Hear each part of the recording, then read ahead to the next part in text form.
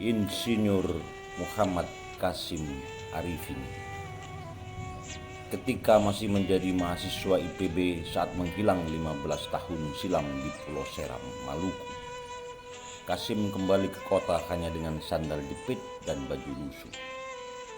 Tapi Kasim disambut bak seorang pahlawan yang baru saja kembali dari medan laga. Dielu-elukan segenap penjuru, kisahnya menitikkan haru. Kasim diabadikan dalam puisi Taufik Ismail, seperti sungai yang tak henti mengalirkan inspirasi. Hari itu, 22 September 1979, di Hotel Salak, Bogor, lelaki berkulit legam itu dikelilingi teman-temannya. Dia hanya mengenakan sandal jepit. Temannya membawakan sepatu dan jas untuknya. Kasim menolak memakainya. Namun temannya bersikeras. Lelaki itu bernama Muhammad Kasim Arifin, serupa anak yang hilang. Lahir di Langsa, Aceh, tanggal 18 April 1938. Adalah mahasiswa yang kembali setelah 15 tahun silam menghilang. Teman-temannya sudah lama sarjana dan banyak yang sudah menjadi pejabat. Kasim hanya seorang petani yang bersahaja, tapi justru jauh lebih menjulang namanya dibandingkan semua orang. Tahun 1964, Kasim hanya seorang mahasiswa biasa yang mengikuti program pengerahan mahasiswa yang sekarang bernama Kuliah Kerja Nyata. Kala itu, mahasiswa harus siap ditempatkan di pelosok negeri. Kasim mendapat lokasi di Waimittal, Pulau Seram, Maluku. Kasim pun mendatangi daerah terpencil itu sebab didorong hasrat untuk membumikan semua pengetahuannya. Di Waimittal, dia bertemu keluarga petani miskin yang datang melalui program transmigrasi. Nuraninya terketuk. Dia ingin berbuat sesuatu. Dia ingin menanggalkan semua identitas kota pada dirinya. Dia memakai sandal jepit dan baju lusuh, ikut menemani petani yang berjalan kaki 20 km menuju sawah. Dilakukannya setiap hari dan bolak-balik, membantu petani untuk mengolah tanah. Diajarkannya pengetahuan yang didapatnya di kampus IPB. Dia membantu masyarakat untuk membuka jalan desa, membangun sawah baru, membuat irigasi. Dia tidak menunggu bantuan dari pemerintah. Dia membangkitkan semangat masyarakat untuk bergotong royong. Kasim peduli pada petani lebih dari dirinya sendiri. Dia pun mendapat kasih sayang dari semua orang. Kasim disapa Antua, sebuah sebutan bagi orang yang dihormati di Waimittal. Kasim begitu larut untuk membantu masyarakat, sampai-sampai lupa pulang.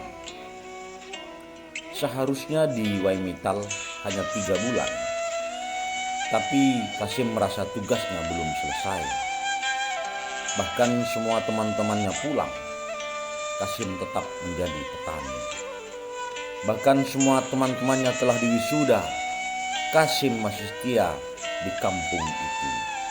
Hingga semua temannya lulus dan menjadi pejabat, Kasim tetap memilih di kampung itu hingga 15 tahun lamanya. Di Aceh, orang tuanya memanggil. Dia tak bergeming. Bahkan rektor IPB, Profesor Andi Hakim Nasution, memanggilnya kembali. Dia masih juga tak bergeming. Tak kurang akal, Rektor IPB lalu mengutus Saleh Widodo, seorang teman kuliah Kasim untuk menjemputnya di sana. Dengan berat hati, Kasim bersedia ke Jakarta, lalu ke Bogor hanya dengan sandal jepit dan baju lusuh. Kampus memanggilnya untuk menyelesaikan studi. Kasim sejatinya tak butuh gelar akademik, tapi Kasim tak kuasa menolak permintaan teman-temannya. Dia mengaku tidak sanggup membuat skripsi. Teman-temannya berinisiatif untuk merekam kisahnya di Waimitall untuk diajukan sebagai skripsi. Dia bercerita selama 28 jam. Temannya mencatat cerita itu dengan mata basah. Semua terharu. Kasim adalah potret manusia yang melampaui dirinya. Dia bukan seperti kebanyakan orang yang hanya berpikir untuk kuliah lalu bekerja, mengumpulkan harta, kemudian hidup bahagia. Kasim menemukan bahagianya dengan cara lain. Saat Kasim melihat petani tersenyum, hatinya mekarar. Selagi senyum itu belum hadir, dia akan menganggap tugasnya jauh dari kata selesai. Dia lebur bersama masyarakat. Mulanya, Kasim datang sebagai Kasim, mahasiswa IPB yang penuh pengetahuan. Setelah 15 tahun, dia menjadi bagian dari masyarakat. Kasim tak lagi ingin sesegera mungkin lulus, kemudian menyandang toga dan bekerja di instansi pemerintahan. Kasim ingin membantu semua petani untuk sejahtera melalui tindakan memuliakan bumi, menghargai lumpur, lalu mengolah tanah-tanah pertanian. Dia mencintai tunas yang tumbuh lalu mekar jadi tanaman. Hari itu, Kasim memasuki gedung IPB untuk diwisuda. Mulanya, dia ragu-ragu dan takut melihat banyak orang berdatangan. Semalaman dia tak bisa tidur di hotel Salak karena pendingin udara dan suara bising di jalanan. Di acara diwisuda, dia ingin duduk di kursi belakang. Namun begitu dia datang, semua orang berdiri dan bertepuk tangan. Dedikasinya membuat banyak orang merinding.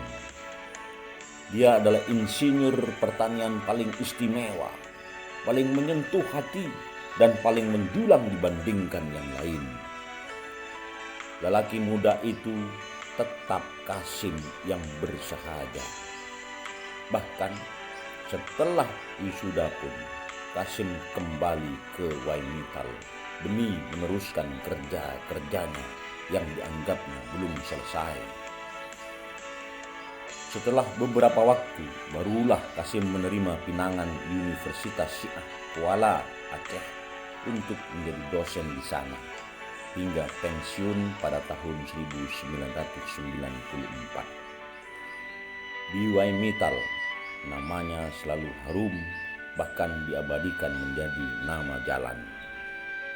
Tahun 1982, Kasim mendapatkan penghargaan Kalpataru dari pemerintah untuk jasa-jasanya membangun masyarakat desa dengan wawasan lingkungan hidup. Kasim yang tidak gila pada penghargaan membuang Kalpataru itu di bawah kursi dan meninggalkannya begitu saja. Hingga akhirnya seorang mengantarkan Kalpataru itu ke rumahnya. Bahkan penghargaan pun bukan menjadi tujuannya. Ketika mendapat tawaran untuk studi banding ke Amerika Serikat, dia menolak. Untuk apa saya harus ke Amerika yang punya tradisi pertanian berbeda dengan di sini, katanya. Dia selalu menjadi Kasim yang menginspirasi. Kisah hidupnya ditulis ke dalam buku berjudul Seorang Lelaki dari Waimitall yang ditulis Hannah Ramde di tahun 1983 dan diterbitkan Sinar Harapan. Seusai pensiun, dia tetap di Aceh dan menjadi aktivis lingkungan. Di masa kini, betapa sulitnya menemukan anak muda yang masih idealis seperti dirinya. Anak muda hari ini berlomba-lomba untuk masuk dunia bisnis, mengumpulkan orang sebanyak-banyaknya, lalu masuk ke lingkaran istana, entah sebagai staf milenial atau sebagai staf menteri.